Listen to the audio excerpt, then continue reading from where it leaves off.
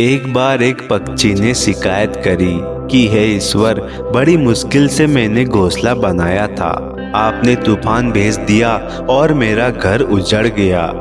ऊपर से आवाज आई, तेरे घोंसले में सांप आया था तुझे खाने के लिए, इसलिए मैंने तूफान भेजा ताकि तुम जाग जाओ और उड़ सको और तुम्हारी जान सुरक्षित रहे।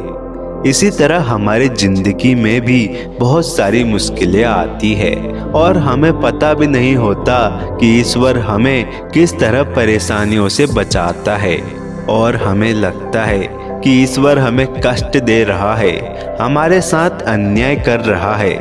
लेकिन आप भरोसा रखिए, जो भी होता है उसमें कहीं न कहीं आपका हित छुपा होता है। जो होता है वो अच्छे के लिए ही होता है। भगवत गीता हमें सिखाती है कि हमें हमेशा आज में जीना चाहिए। हमें ना तो बीते हुए कल के बारे में ज़्यादा सोचना चाहिए और ना ही भविष्य की चिंता करनी चाहिए। बीते हुए कल और आने वाले कल का कोई वास्तविक अस्तित्व नहीं होता है। आज से 100 साल बाद हम सभी को अपने परिवार और दोस्तों के साथ दफनाया जाएगा।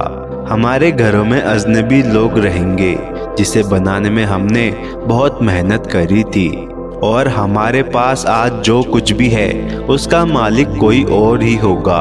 हमारी ज़्यादातर संपत्ति उन्हें दे दी जाएगी या फिर नष्ट कर दी जाएगी। इन सब में वो सब चीज़ें भी होंगी जिसे बनाने में हमने अपनी पूरी जिंदगी लगा दी थी। हम में से बहुत कम लोग जानते हैं कि हमारे दादाजी के पिताजी कौन थे, इसलिए हमारे वंशज भी शायद ही जान पाएंगे कि हम कौन हैं। जिस तरह हम अपने पूर्वजों को भूलकर अपनी जिंदगी जी रहे हैं, शायद वो भी हमें भूल जाएंगे। मरने के बाद बस कुछ वर्षों तक ही हमें याद किया जाएगा और फिर हम किसी दीवार पर बस एक चित्र बनकर रह जाएंगे। गीता का ज्ञान हमें यही सिखाता है कि ना तो हम बीता हुआ कल बदल सकते हैं और ना ही आने वाले कल पर कंट्रोल कर सकते हैं। हमारे हाथ में सिर्फ वर्तमान है, सिर्फ आज ही का पल है।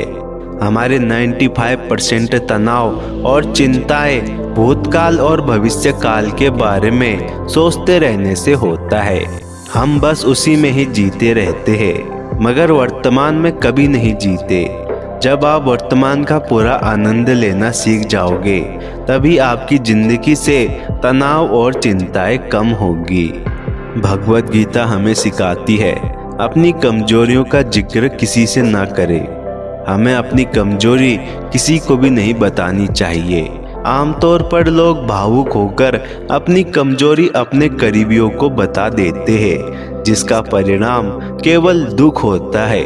एक बार आप खुद ही विचार करके देखें, आपने किसी को अपनी कमजोरी बताई हो और उसने बाद में उसी कमजोरी से आपका फायदा उठाया हो। इसलिए अपने सीक्रेट्स किसी को ना बताएं, क्योंकि आज तो सब कुछ ठीक चल रहा है, लेकिन हो सकता है कि बाद में किसी कारण से वो आपका शत्रु बन जाए और आपकी इन्हीं कमजोरियों का फायदा उठाए। भगवत गीता हमें सिखाती है, मूर्ख से बहस ना करें। मूर्ख लोगों से कभी बहस नहीं करनी चाहिए। उनसे झगड़ा करने पर समय बर्बाद होता है। उनसे लड़ाई करना बहस के आगे बीन बजाने के समान है। ऐसे लोग हमेशा अपनी बात मनवाने के लिए बिना सिर पैर के तर्क देना शुरू कर देते हैं। इनसे बहस करके सिर्फ आपका मूड खराब होता है और कुछ नहीं। इसलिए ऐसे लोगों को इग्नोर करना ही उचित है। भागवत गीता हमें सिखाती है कि फल की चिंता करे बिना कर्म करे। इस दुनिया में आपके कंट्रोल में है सिर्फ कर्म करना। आपको कैसा कर्म करना है, इसका निर्णय सिर्फ आप ही के हाथ में है। आपको सिर्फ कर्म करना है और फल की चिंता ना करें। आपका ध्यान केवल कर्म करने पर होना चाहिए। लेकिन आज की दुनिया में लोग सिर्फ वही करते हैं जहाँ से उनको फायदा होता है। सही और गलत भी नहीं देखते। लेकिन हमें सिर्फ अच्छे कर्म ही करने चाहिए।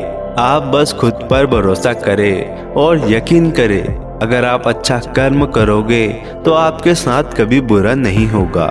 भागवत गीता सिखाती है कि व्यक्ति को कभी सीधा नहीं होना चाहिए। खुद भगवान श्री कृष्ण कहते हैं कि यदि छल का आशय धर्म है तो छल ही धर्म है। आपको धर्म की रक्षा करने के लिए जो भी करना आवश्यक है वो करना चाहिए। अगर आप सही है तो आपको किसी से भी नहीं डरना चाहिए और अपने कर्तव्यों का पालन करना चाहिए। कौन क्या कर रहा है, कैसे कर रहा है और क्यों कर रहा है, इन सब से आप जितना दूर रहेंगे उतना ही आप खुश रहेंगे। समय अच्छा हो तो आपकी गलती भी मजाक लगती है, लेकिन जब समय खराब हो तो मजाक भी गलती बन जाती है। मुश्किल वक्त में सबसे बड़ा सहारा है उम्मीद, जो यह विश्वास दिलाता है कि सब अच्छा होगा। जीवन में चाहे कितनी भी दुविधा आए, अगर आपको विश्वास है कि ईश्वर आपके साथ है तो इस चिंतन से चिंता धीरे धीरे घटती है। बिना मतलब के कोई भी आपको इज्जत नहीं देता, इसलिए खुद को इतना सफल बनाओ कि बिना मतलब के भी लोग आपकी इज्जत करें। हर चीज समय के साथ बड़ी हो जाती है, इसलिए किसी भी चीज को कल पर मत टाले। आज जो समस्या सुलझ सकती है वह कल बड़ा रूप ले लेगी और आपके पास समय नहीं बचेगा। जिंदगी जख्म तो अनेकों देती है, लेकिन जिस जख्म को आप दिल से लगा लेते हो वहीं से एक नई कहानी लिखी जाती है। हम जिंदगी से वह चाहते हैं जो हमें ठीक लगता है, लेकिन जिंदगी हमें वह देती है जो हमारे लिए ठीक होता है। दोस्तों, वीडियो को देखने के लिए धन्यवाद। दोस्तों, कमेंट में हर हर महादेव जरूर लिखें ताकि उनकी कृपा आप पर बनी रहे, और चैनल को सब्सक्राइब कर वीडियो को लाइक शेयर जरूर करें।